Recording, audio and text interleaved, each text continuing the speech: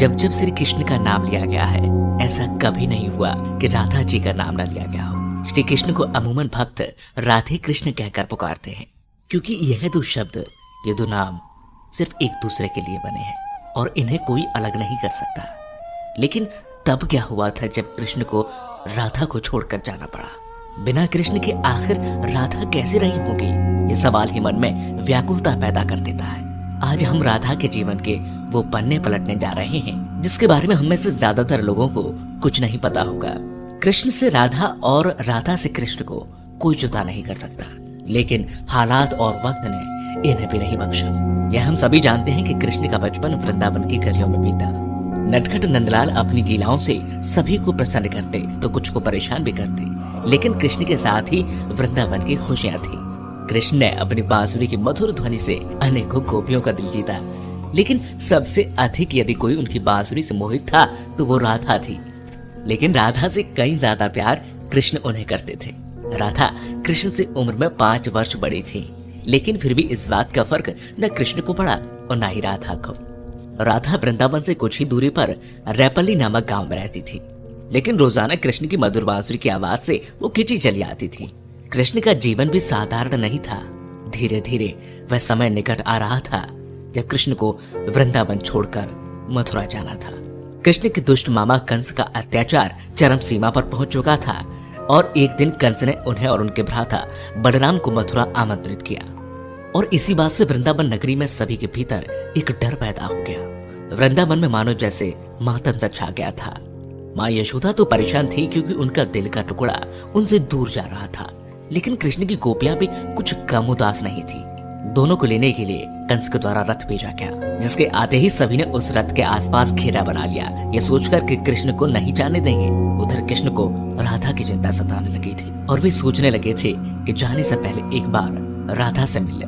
मौका पाते ही वे छिपकर वहां से निकल गए और फिर उन्हें राधा मिली, जिसे देखते ही वह कुछ कह न सके। राधा कृष्ण की इस मिलन की कहानी बहुत अद्भुत है। दोनों ना तो कुछ बोल रहे थे और ना कुछ महसूस कर रहे थे, बस चुप थे। राधा कृष्ण को न केवल जानती थी बल्कि उनके मन और उनके दिमाग को भी समझती थी। कृष्ण के मन में क्या चल रहा है वे पहले से ही भाप लेती थी, इसलिए शायद उन दोनों को उस समय कुछ बोलने की आवश्यकता नहीं पड़ी। और आखिर राधा को अलविदा कहकर कृष्ण लौट आए और आकर गोपियों को भी समझाया और अनुमति लेने के बाद वहां से चले गए। और वृंदावन कृष्ण के बिना सूना हो गया। न कोई चहल पहल थी और न ही कृष्ण की लीलाओं की कोई झलक। बस सभी कृष्ण के जाने के गम में डूबे थे। परंतु दूसरी ओर राधा को इस बात का कोई फर्क नहीं पड़ा था, क्योंकि उनकी दृष्टि में कृष्ण कभी उनसे अलग हुए ही नहीं थे। शारीरिक रूप से जुदाई मिलना उनके लिए कोई महत्व नहीं रखता था। यदि कुछ महत्वपूर्ण था तो राधा कृष्ण का भावनात्मक रूप से हमेशा जुड़ा रहना। कृष्ण के जाने के बाद राधा पूरे दिन उन्हीं के बारे में सोचती रहती और ऐसे ही लंबा अरसा बीत गया। लेकिन आने वाले समय में राधा की जिंदगी क्या मोड़ लेने वाली थी उन्हें इसका अंदाजा भी नहीं था। जो हर लड़की के साथ होता है वही राधा के साथ भी हुआ।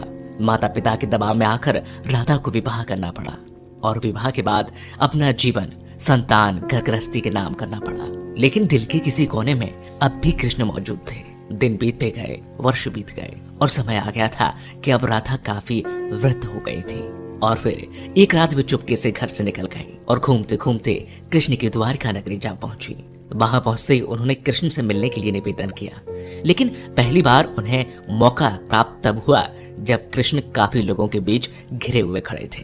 राधा को देखते ही कृष्ण की खुशी का ठिकाना नहीं रहा, लेकिन तब भी दोनों में कोई वार्तालाप नहीं हुई, क्योंकि अभी भी उन्हें अल्फाजों की आवश्यकता नहीं थी। कहते हैं कि राधा कौन थी यह द्वारिका नगरी में कोई नहीं जानता था। राधा के अनुरोध पर कृष्ण ने उन्हें महल में एक देविका के रूप में नियुक्त कर दिया। वे दिन भर महल में रहती, महल से संबंधित कार्यों को देखती और जब भी मौका मिलता दूर खड़े होकर कृष्ण के दर्शन कर लेती। लेकिन फिर भी न जाने क्यों राधा में धीरे धीरे एक भय पैदा हो रहा था, जो बीतते समय के साथ बढ़ता चला गया और उन्हें फिर से कृष्ण से दूर जाने का डर सता रहा था। उनकी भावनाएं उन्हें कृष्ण के पास नहीं रहने देती। साथ ही बढ़ती उम्र भी अब उन्हें कृष्ण से दूर ले जा रही थी। और आखिर एक शाम महल से वे चुपके से निकल गई और न जाने किस ओर चलती। वह नहीं जानती थी कि वह कहाँ जा रही है, आगे मार्ग पर क्या मिलेगा, बस चलती जा रही थी। परंतु कृष्ण तो भगवान है, वे सब जानते थे, इसलिए अपने अंतर मन में भी जानते थे कि राधा कहाँ जा रही है। फिर वह समय आ गया जब राधा को कृष्ण की आवश्यकता पड़ी।